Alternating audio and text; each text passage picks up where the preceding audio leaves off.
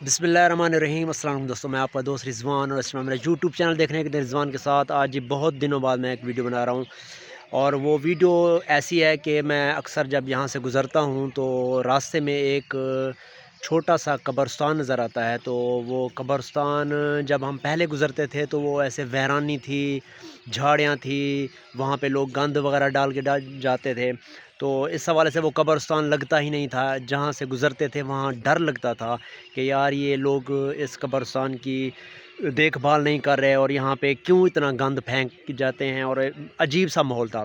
بہرحال بہت دنوں بعد آج میں پھر یہاں سے گزرا ہوں تو دیکھ کے میں حیران ہو گیا ہوں کہ یار یہ قبرستان ہے کہ یا کوئی جیسے پھولوں کی نرسری ہوتی ہے یا چھوٹا سا کوئی باغیچہ ہوتا ہے، تو اس طرح کا یہ قبرستان بن گیا ہے۔ اور میں دیکھ کے یہ بھی حیران ہو گیا ہوں کہ یہاں پر صرف ایک آدمی ہے جو اس پورے قبرستان کو جس نے سنبھال کے رکھا ہوا ہے، جو یہاں کی مکمل صفائی اکیلے کرتا ہے، جو یہاں پہ ایک ایک درخت کی، ایک ایک پودے کی اپنے بچوں کی طرح حفاظت کرتا ہے۔ تو وہاں جا کے میں نے جب وہاں سے معلومات لی، وہاں سے لوگوں سے پوچھا، تو میں یہ حیران ہو گیا، اور وہاں جا کے میں نے سوچا کہ یہاں پہ ویڈیو بنانی تو بنتی ہے، تو میں آپ کو لے کے آیا ہوں اس قبرستان میں۔ اس بندے سے ملواتا ہوں، اس سے حال حوال لیتے ہیں، کتنا ٹائم ہوا ہے، کیا محنت ہوئی ہے، تو آپ میرے ساتھ رہیے گا۔ جی دوستو، یہ اب میں آ گیا ہوں قبرستان میں۔ یہ ججہ باسیاں کے ہمارے اندرون شہر ججہ باسیاں کے اندر میں ایک بستی ہے، وہاں پہ بستی بکھرانی، اور ججہ باسیاں کے بالکل ساتھ ایک بستی ہے چھوٹی سی، وہاں پہ چھوٹا قبرستان ہے، جہاں پہ یہ قبرستان کا نقشہ ہی بدل گیا ہے کہ یہاں پہ مختلف کھانے کے جو پودے ہیں وہ بھی انہوں نے لگائے ہوئے ہیں، چھاؤں والے پودے بھی لگائے ہیں مختلف۔ یہاں پہ سینکڑوں کی تعداد میں پودے اس آدمی نے اپنے مدد آپ کے تحت اس نے سارے پودے لگائے، ساری یہ محنت، یہ صفائی، یہ پودے، یہ جب چھوٹے چھوٹے پودے تھے تو یہاں پہ یہ ماحول بالکل چینج ہو گیا ہے، کیونکہ میں جب یہاں سے پہلے گزرتا تھا، کیونکہ ججہ باسیاں کے اندر والا علاقہ ہے تو کبھی کبھی گزرن ہوتا ہے، تو یار یہ تو میں حیران ہو گیا کہ یار یہ قبرستان کیسے ہو گیا۔ یہاں پہ جو آپ دیکھ رہے ہیں ساری جھاڑیاں تھیں، گند پڑا ہوتا تھا، جو ہمسائے تھے یہاں پھینکے جاتے تھے، کتے نشئی ادھر آوارہ پھرتے رہتے تھے۔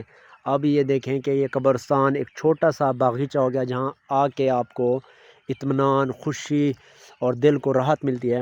تو یہ ایک حاجی صاحب ہیں، کچھ عرصہ سعودی عرب میں رہے ہیں، اب یہ واپس آئے ہوئے ہیں، تو یہاں پہ آپ مستقل رہتے ہیں، اور یہ انہوں نے اکیلے اپنی مدد آپ کے تحت یہ سارا سسٹم کیا ہے۔ تو ان سے بھی بات چیت کرتے ہیں۔ استاد صاحب کیا حال ہے؟ ٹھیک ہو سی؟ ہاں صاحب کیا حال ہے سی؟ میں سی دیکھتے قبرستان دی جری تو کتے وے کمال کاری تے ویسے بہترین ہے ماشاءاللہ۔ اچھا یہ دسو جی کتنا عرصہ تھی یہ کیویں خیال ہے تو کو؟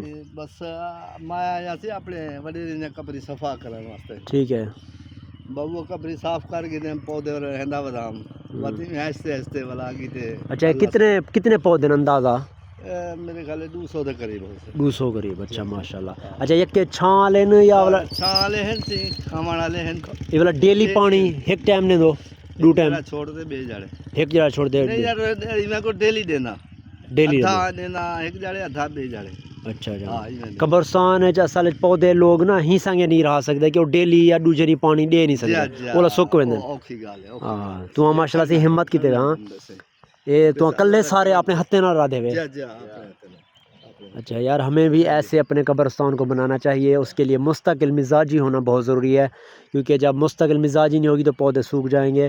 اور قبرستان کیونکہ ہمارا اصل گھر یہ ہے تو اس میں